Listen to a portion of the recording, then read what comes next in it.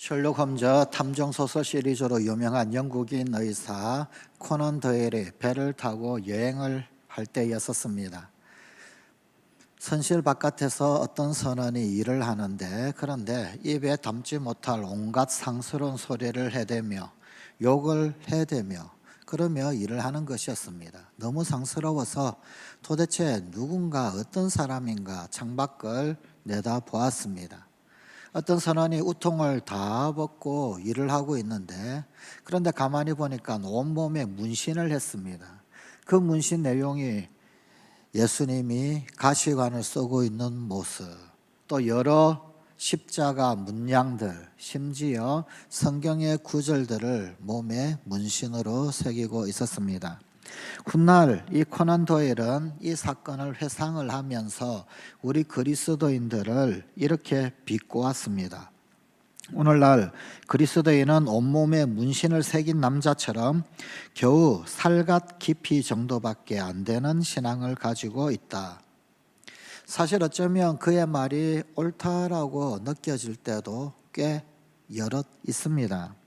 차 뒤에 물고기 스티커 혹은 아니면 CBS 방송국 채널 스티커를 붙이고 운전을 하면서 왜 그렇게도 난폭 운전을 하는지, 혹은 아니면 교통법규 위반을 하는지요.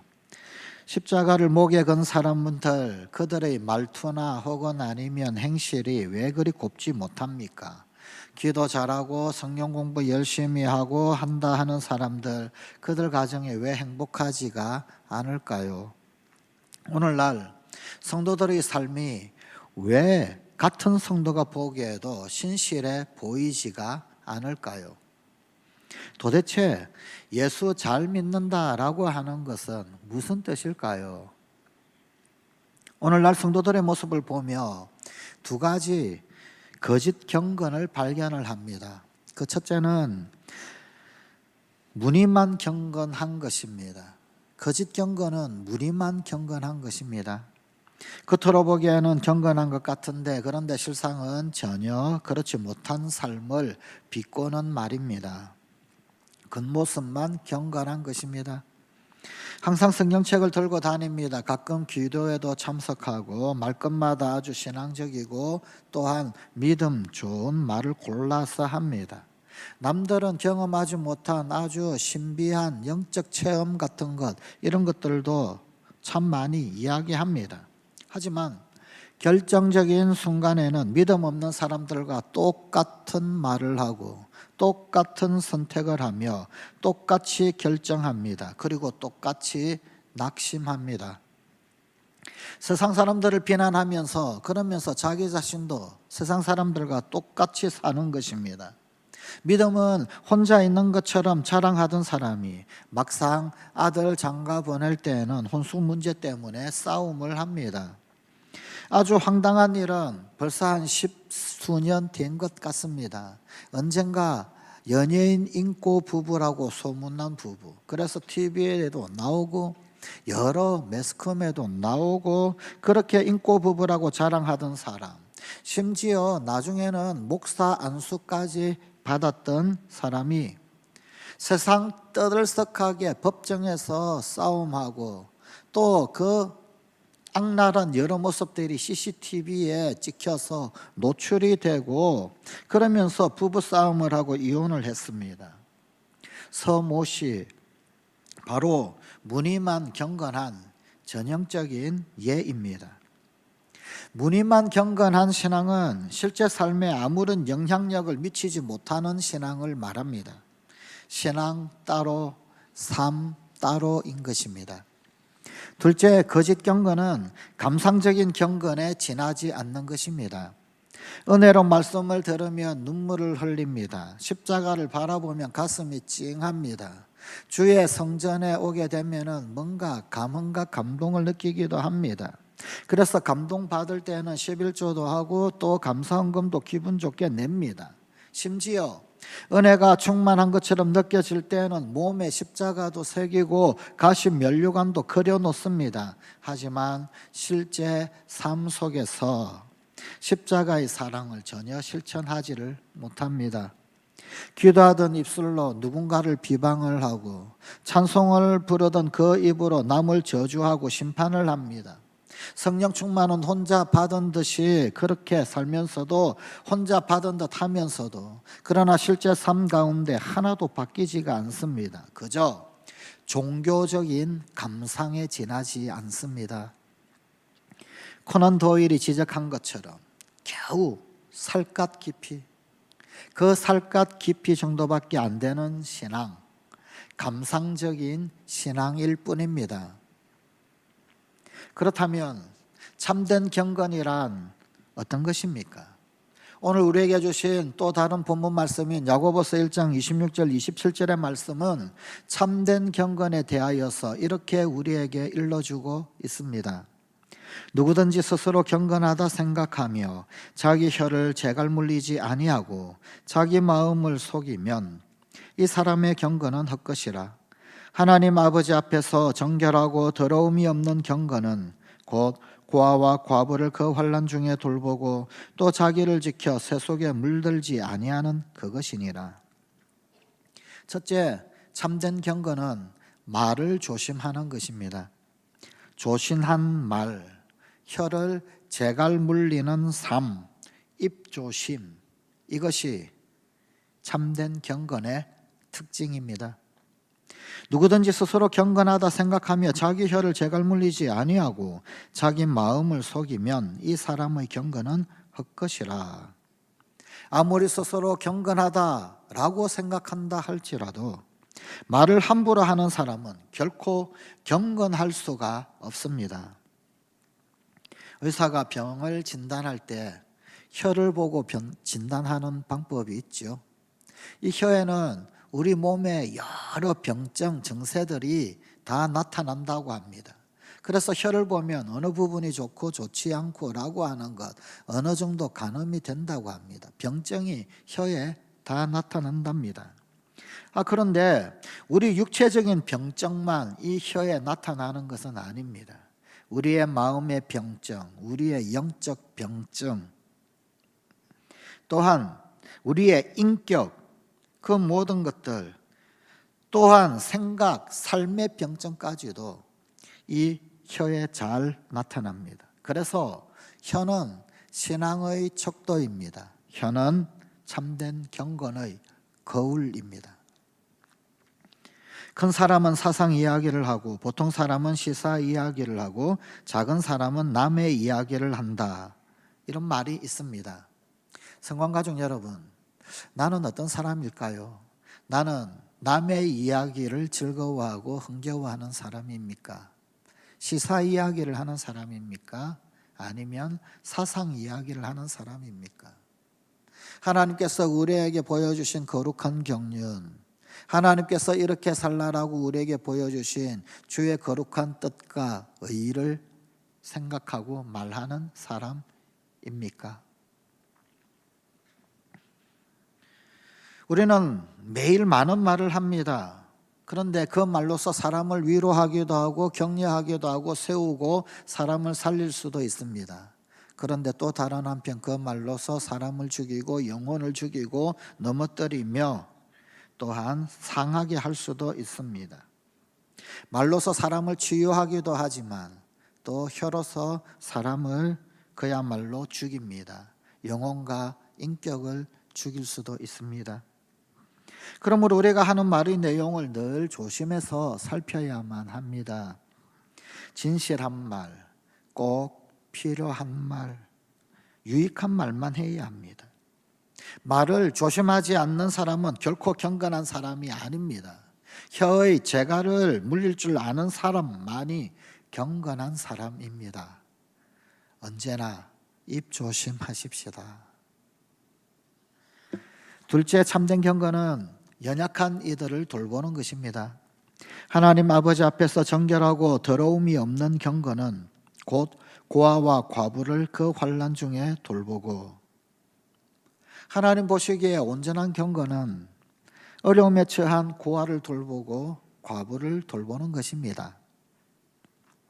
여기서 돌본다라고 하는 말, 이것은 계속해서 관심을 가진다 라고 하는 것을 의미합니다.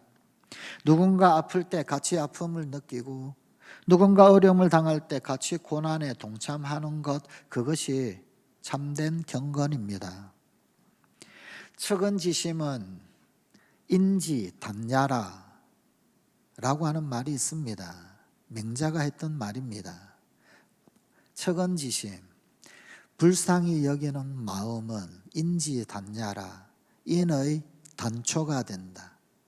어질매 첫걸음, 사랑의 첫걸음이 된다. 그런 의미입니다. 맹자는 측은지심을 이렇게 설명을 합니다.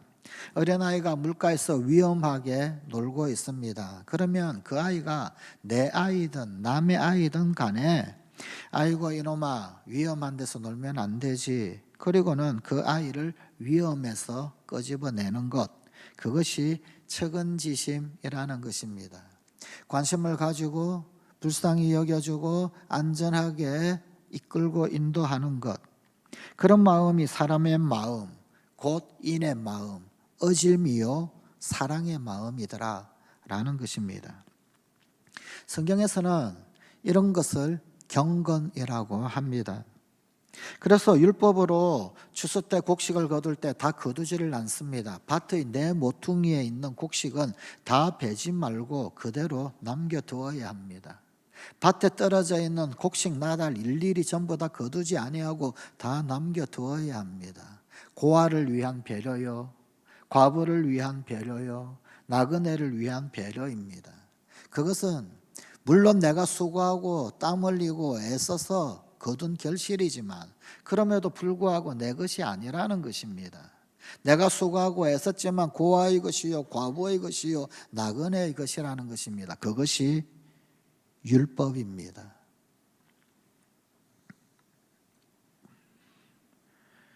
남을 배려할 줄 아는 마음, 그것이 바로 성경에서 말하는 경건한 마음입니다. 경건의 가장 반대되는 말은 이기주의, 자기중심주의라는 말입니다. 저만 생각하는 것입니다. 하지만 경건은 남을 생각하는 것입니다. 하나님의 형상대로 지음을 받은 형제, 자매, 그들을 배려하는 것입니다. 그것이 경건입니다. 하나님의 형상. 내가 하나님의 형상대로 지음을 받았고 나에게 하나님의 형상이 심겼습니다. 옳습니다. 그런데 나만 그런 것이 아니라 너에게도 하나님의 형상이 심겨져 있다라는 거예요. 우리가 우리의 모습을 따라 우리의 형상대로 사람을 만들 때 남자와 여자를 만들고, 동학에서는 이런 사상이 있습니다. 인내천, 사람이 곧 하늘이다. 그런데 실상은 이것은 유학에서 온 말입니다. 인 즉 천, 사람이 곧 즉 천, 하늘이다. 어쩌면 성경에서 이야기하는 하나님께서 우리가 우리의 형상을 따라 우리의 모양대로 사람을 만들자라고 했던 그 생각과 상통하는 법이 있습니다. 사람은 하늘을 담은 존재라는 거예요. 성경에서 우리가 하나님의 형상대로 지음받고 하나님의 형상을 담은 존재로 우리가 지어진 것처럼 사람이 곧 하늘을 그대로 담고 있더라는 겁니다. 그 하늘 담은 자들, 그들 무측은지심은 비있냐요. 측은지심, 불쌍히 여기는 마음이 없는 사람은 비있냐요. 사람이 아니다. 무수고지심은 비있냐요. 부끄러이 여길 줄 아는 마음이 없는 것은 사람이 아니다. 무사양지심은 비있냐요. 겸비할 줄 모르고 사양할 줄 모르는 마음은 인간이 아니다. 무시비지심은 비있냐요. 옳고 그름을 분별할 줄 모르는 마음은 사람이 아니다. 측은지심은 인지단야요. 불쌍히 여기는 마음이야 어짐의 첫 출발이요. 수구지심은 의지단야요. 부끄러이 여길 줄 아는 마음은 의의 첫걸음이요. 사양지심은 예지단야요. 사양할 줄 아는 마음이 예의 첫걸음이며 시비지심은 지지단야라. 옳고 그름을 분별할 줄 아는 마음이 지혜의 첫걸음이다. 경건은 그런 것입니다. 경건은 하늘을 닮는 것입니다. 하나님께서 태초에 심어주신 그 하나님의 형상, 그 하나님의 모양, 그것을 드러내고 그것을 회복하는 것입니다.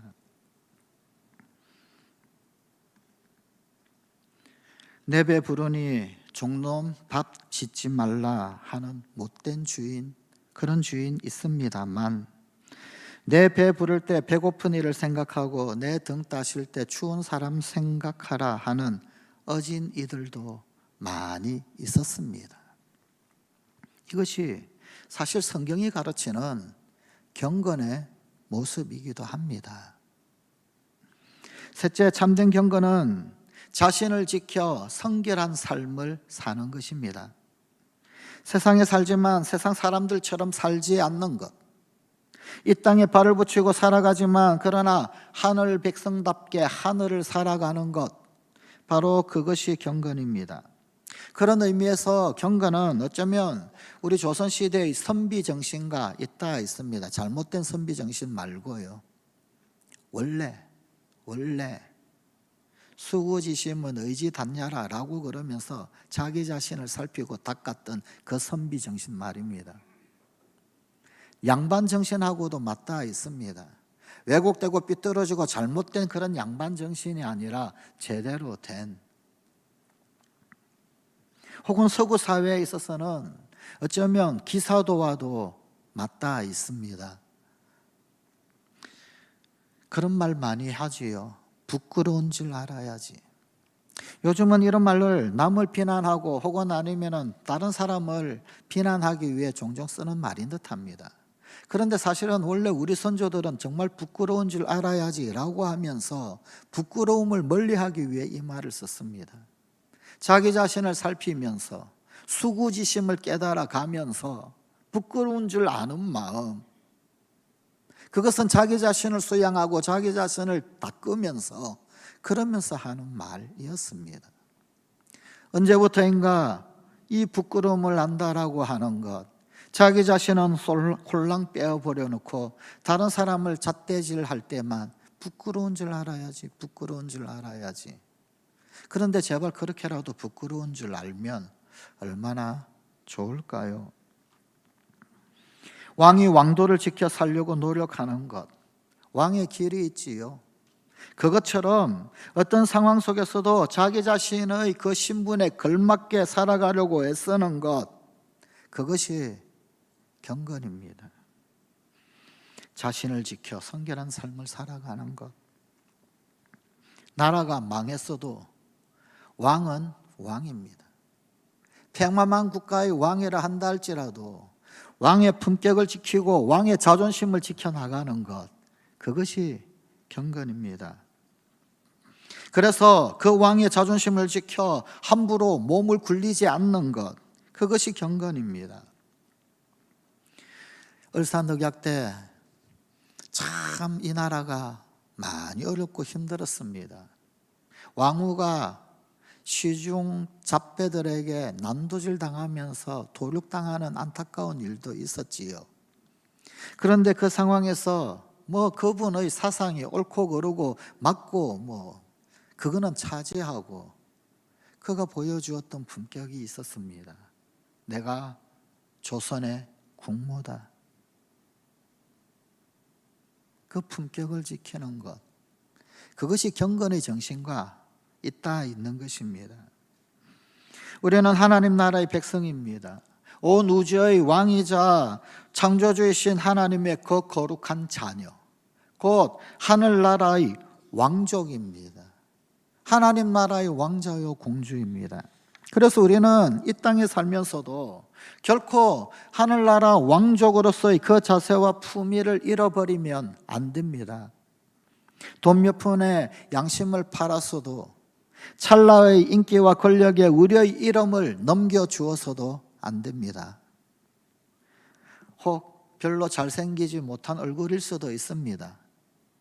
예쁘지 못한 얼굴일 수도 있습니다. 그러나 그럼에도 우리 얼굴에 새겨진 그 하나님 아버지의 명예, 우리의 얼굴에 새겨진 우리 주님의 간곡한 부탁, 그분의 명예를 결코 싸구려로 떠넘길 수 없습니다. 그것을 우리는 경건이라고 합니다. 구세군의 창시자 윌리엄 부스는 그의 나이 20살 때 자기 인생 전반에 지켜나갈 삶의 6대 수칙을 정했습니다. 6대 생활 수칙. 그리고 그것을 벽에 써붙여 놓고는 날마다 묵상하며 살았습니다. 윌리엄 부스의 6대 생활 수칙 이런 것이었습니다. 첫째, 아침 일찍 일어나 5분씩 기도한다. 아침 기도는 정신을 맑게 한다. 둘째, 불필요한 잡담을 금한다. 말이 많은 사람은 적도 많다. 셋째, 겸손한 태도와 열정적인 행동, 진실한 대화의 자세를 갖는다. 넷째, 매일 성경을 4장씩 묵상한다. 성경은 영혼을 살찌우는 자양분이다. 다섯째, 하나님께 나의 인생을 의탁한다. 의지할 구석이 있는 사람은 매사에 너그럽다. 여섯째, 이 생활 수칙을 하루에 2번 이상씩 큰 소리로 외친다. 세상이 썩었다라고 욕하면서도 또한 오히려 자신은 더 썩어버리는 혹 그런 사람들이 있습니다. 하지만 세상을 바라보면서 탄식하기보다 나 한 사람이라도 거룩하고 깨끗하게 살려고 노력할 때 세상도 그만큼 살만한 세상이 될 것입니다. 그런데 문제는 우리의 연약함입니다. 좋은 결심을 하고 윤리 도덕을 아무리 가르쳐도 우리 인간 본성의 연약함이 있습니다. 한계가 있습니다. 종교개혁자들은 이것을 가리켜서 전적 타락이라고 불렀습니다. 우리는 죄를 짓지 않을래야 짓지 않을 수가 없고 의를 행할래야 온전히 제대로 행할 수가 없는 한계가 있는 존재들입니다. 거룩하게 살고 싶습니다. 경건하게 살고 싶습니다. 말조심하고 남을 도우며 성결하게 살고 싶습니다. 아무리 외쳐도 삶의 저 현장에만 나가면 우리 속 깊숙하게 가라앉아 있었던 그 찌꺼기들, 그 부유물들이 다 붕 떠오릅니다. 그리고는 결국은 또 실패하고 이전의 모습으로 돌아가게 되는 것, 그것이 우리의 현실입니다. 결국 의의 빛이신 하나님 앞에 엎드리는 것, 하나님께 도움을 구하고 얻는 것, 이것만이 이 문제를 해결할 수 있는 유일한 열쇠입니다. 그분의 거룩하심, 그분의 의로움을 덧입고 하나님의 은혜로 정결하게 살아가는 것 훈련할 때 비로소 우리는 경건한 삶을 살아갈 수 있습니다. 경건은 우리 신약 성경의 언어인 헬라어로 유세비야라고 그럽니다. 유는 영어로 굿, 좋다, 선하다 그런 뜻입니다. 세베이야라고 하는 말은 예배라는 뜻입니다. 즉 경건, 유세베이야, 예배를 잘 드리는 것. 문자 그대로, 글자 그대로 해석을 하면 예배를 잘 드리는 것이 경건입니다. 그런데 이것을 문자 그대로만 이해해서 기독교 역사 속에서 많은 사람들이 그저 교회에서 예배 시간 지키는 것, 예배 잘 지키는 것, 그것이 곧 경건이다라고 생각하는 오류를 범하기도 했습니다. 하지만 예배는 경건의 출발점일 뿐 경건의 완성은 아닙니다. 예배로부터 경건이 시작이 되고 비롯이 되는 것입니다. 예배 가운데 하나님의 의와 은혜를 힘입고 그리고 우리의 구체적인 그 삶 속에서 이 경건의 능력을 나타내어야 합니다. 경건의 삶은 결코 짐이 아닙니다. 오히려 힘을 공급받는 시간입니다. 주유소에서 기름을 넣어야 그래야 차가 앞으로 달려갈 수 있듯이 우리네 인생의 그 에너지를 공급받기 위해서 은혜의 주유소인 성전에, 교회에 들러서 항상 그분의 얼굴을 배워야 합니다. 그게 예배입니다. 거기에서 힘을 얻는 겁니다. 에너지를 얻고 하는 겁니다. 그러므로 예배를 빼먹지 마십시다. 예배는 경건의 시작입니다. 예배로부터 경건이 비롯되는 것입니다. 하지만 거기에서 끝 하는 것 아닙니다. 거기에서 결코 끝나지 마십시다.